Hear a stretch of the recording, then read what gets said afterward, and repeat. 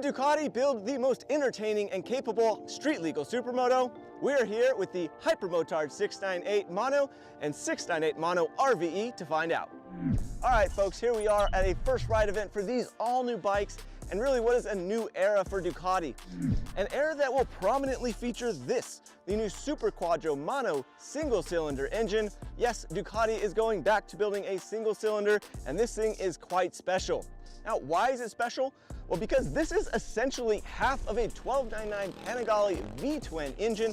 A lot of the internal components here are pulled directly from that big V-twin, including a massively over-square engine that makes 77.5 horsepower at about 9,700 RPM and 46.5 pound-feet of torque at 8,000 RPM. Now, power is one thing, but the chassis is another, and Ducati has gone all in building a completely new chassis for these bikes with an extreme focus on weight. At about 333 pounds dry. That's about 9 pounds more than Husky, KTM, and Gas models. Now, geometry is also very similar to those competing models, but where this bike differs is in the wheelbase. It is about an inch shorter. So why is Ducati doing that? Well, they want a bike that still has that precision and stability to it, but is a lot of fun. I mean, that is what this category is all about. Now, what you're not really seeing elsewhere in the category is a really expansive electronic suite. So you've got 4 ride modes, you've got lean angle sensitive assist for traction control, you've got Ducati wheelie control, you've got engine brakes, and you've got ABS. There are 4 levels of ABS with what Ducati calls slide by brake. And now that is going to adjust the ABS parameters depending on the mode that you're in to allow you to slide this bike into the corner, full supermoto style. On this RVE model here, you do get a bi-directional quick shifter standard and this graffiti livery, which includes these special looking wheels there. Now, pricing on this is about $14,500, whereas the base model is going to retail for $13,000. Now, what are these things like to ride? Of course, this is going to be super cliche, but the first word that comes to mind is fun.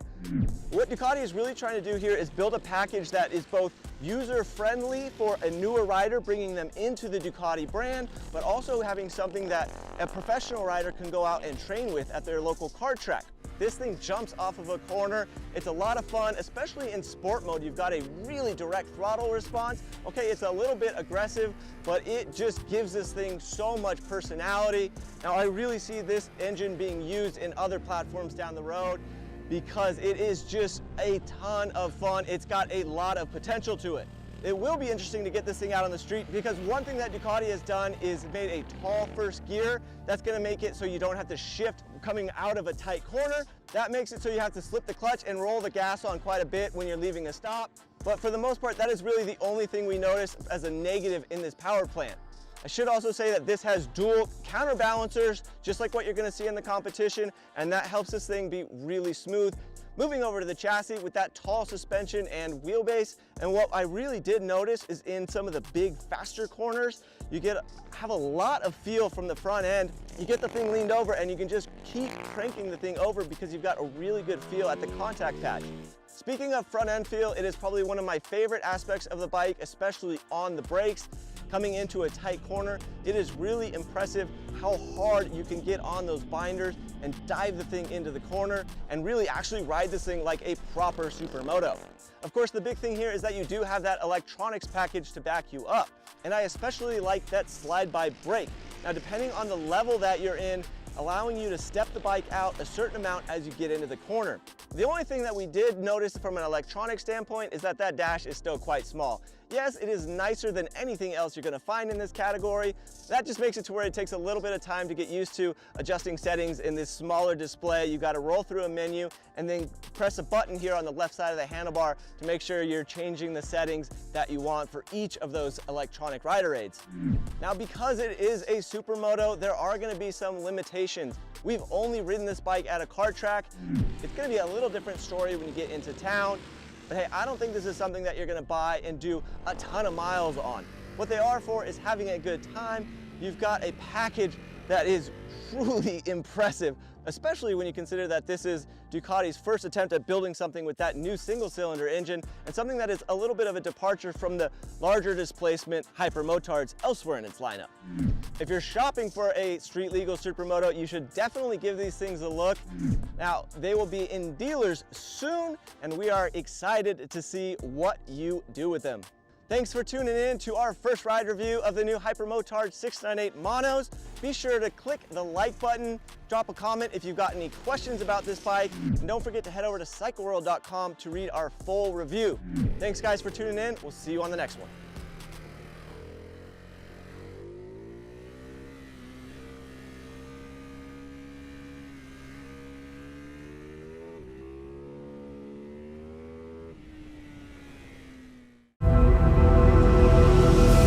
Riding means a lot of things, right? Riding means to challenge yourself. Riding means finding total control too. To me, riding means looking for emotions, to seek them anytime, anywhere, to go and get them. Riding means devoting your mind and your body, curve after curve, slide after slide, to get it wrong even, why not? To get back on track. What I feel? Well, I feel the freedom to be driving my own existence, to weigh all the options, to run them one by one. It's thinking about the here and now, not what will come. There's just no time for what will come. It's a bit like meditation, but with bated breath. Sometimes I feel like I'm going super fast, taking a million decisions every minute. At other times, I feel like I'm taking so many that I'm not actually taking any. I made a promise to myself, never stop feeling free. You know what I mean? Sometimes I ride to feel light as a feather. Sometimes to feel tough, swift, sexy, one of a kind. Every single day, I want to dare new ways, new roads. I feel like choking on adrenaline. I laugh, I cry out for something, for anything. Every day, I feel like I've never felt before. Every day, I try to run as fast as I can towards myself. That's what riding feels like.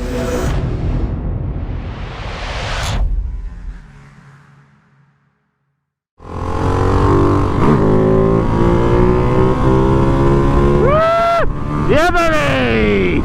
That's better. That's what we were missing.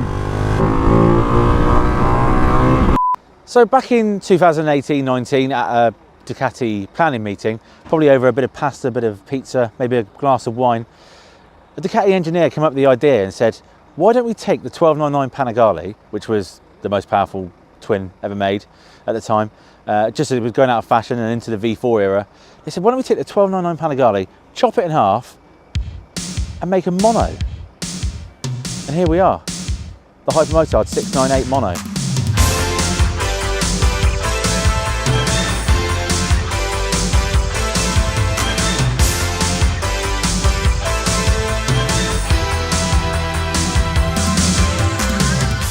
This all-new Hyper is the first single pot that Ducati has produced since the Supermono 550 some 30 years ago.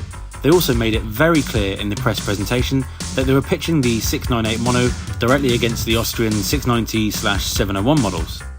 With 77.5 brake horsepower, a super short stroke and a red line of 10,250 RPM, Ducati claims the highest peak power among the single-cylinder entries, and it wins the highest revving competition too. It uses the same piston, combustion chamber, Desmo system and titanium valves as the 1299 Panigale, which obviously matters down the pub.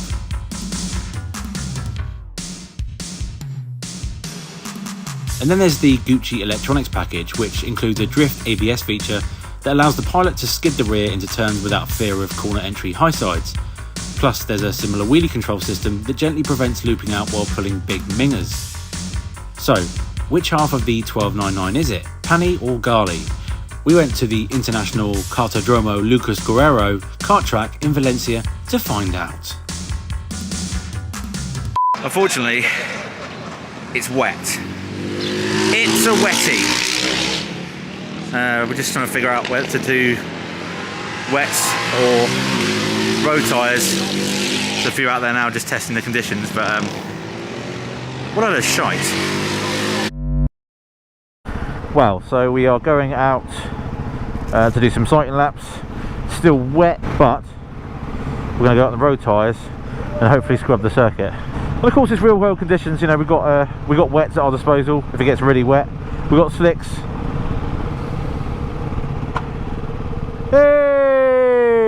Hey!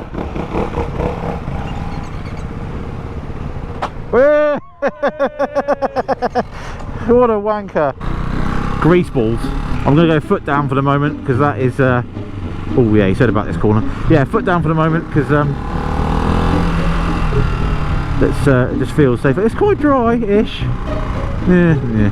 And we're in wet mode, obviously, because it's wet. Oh, this clutch is really nice and light. I think of previous Ducatis, and obviously got the hydraulic clutch, they tend to get a bit heavy sometimes. But this is like one finger job. They didn't even need a kick cato, just little one finger. This is a bike that can do so much, so many naughty things. And yet we're pootling around on road tyres looking like absolute knobs. That was like going into a strip club and not being able to touch anything. Actually, Chad just said then he was watching that last session, and he said it was like a fast CBT.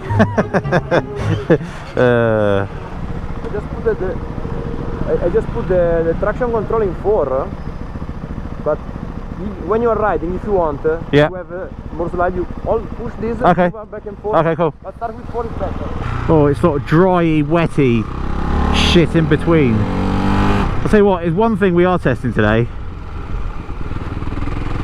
It's the traction control and the ABS. And I've got to say, the traction control, like any Ducatis, is pretty damn good.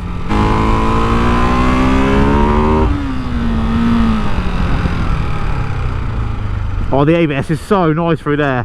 Doesn't intrude too much, but there's enough of a just a feeling that lets the rear slide out a little bit. We're in setting 3, which allows a little bit of slide. You can't really trust it, the ABS that is.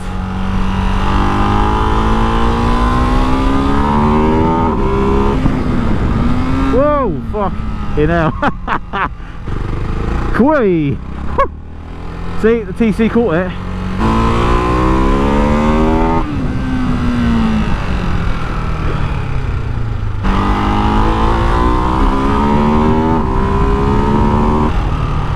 I mean, even at these sketchy speeds, it does handle, it does fill you with confidence. It definitely doesn't feel as hard hitting as the Austrian bikes. This has got more peak power by a little bit, but the Austrian bikes definitely have got more torque. I mean, this is definitely smoother, which is no bad thing.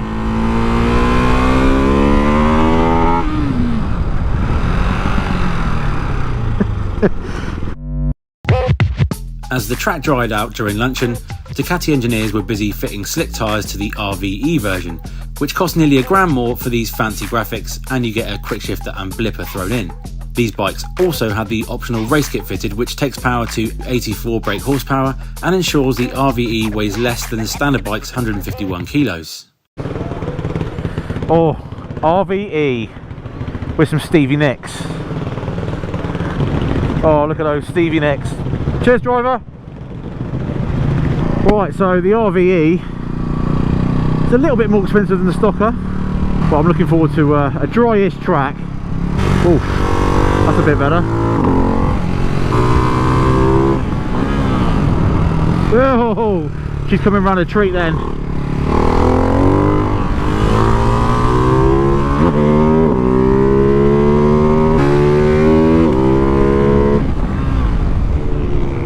Oh, hey, man, this is fun.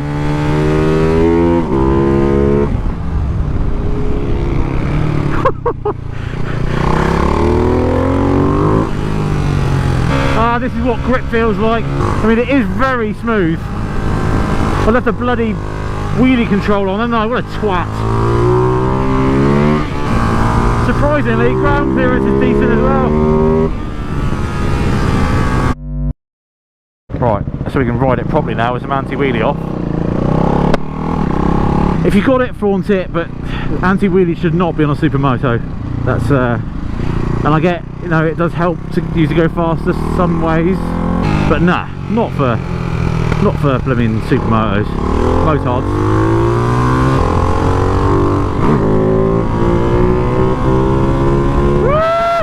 Yeah, buddy! That's better. That's what we were missing. Oh, no apexes were harmed in the making of that corner. No doubt about it, this thing handles better than any Austrian bike, but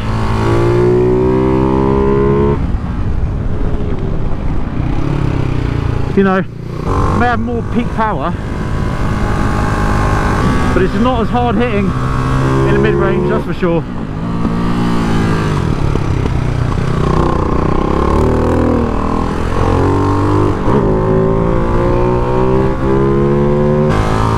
But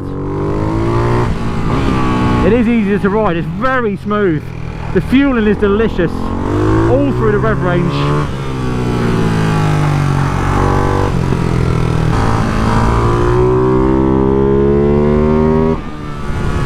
Rest for days.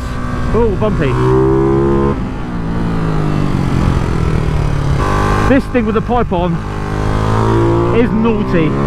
The feeling from the front end of this bike is so much more premium than the Austrian bike, that's for sure. More weight, better feeling, very, very nice.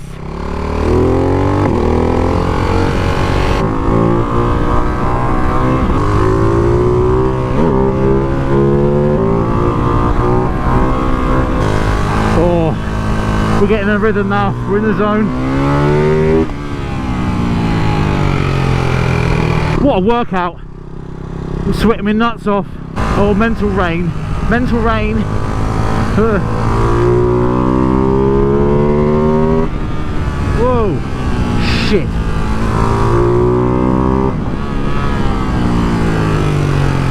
Well, what have we learned today, kids? Well, we've learned that the Ducati has the most peak power and the smoothest single cylinder known to man, and probably the best handling in terms of conventional knee down. What I can tell you is, back in the real world, just pootling around, like I said, the clutch is super light, the brakes are lovely, there's more than enough brakes. Don't think that, you know, just because it's got one disc on the side that it's trying to be a Hypermotard.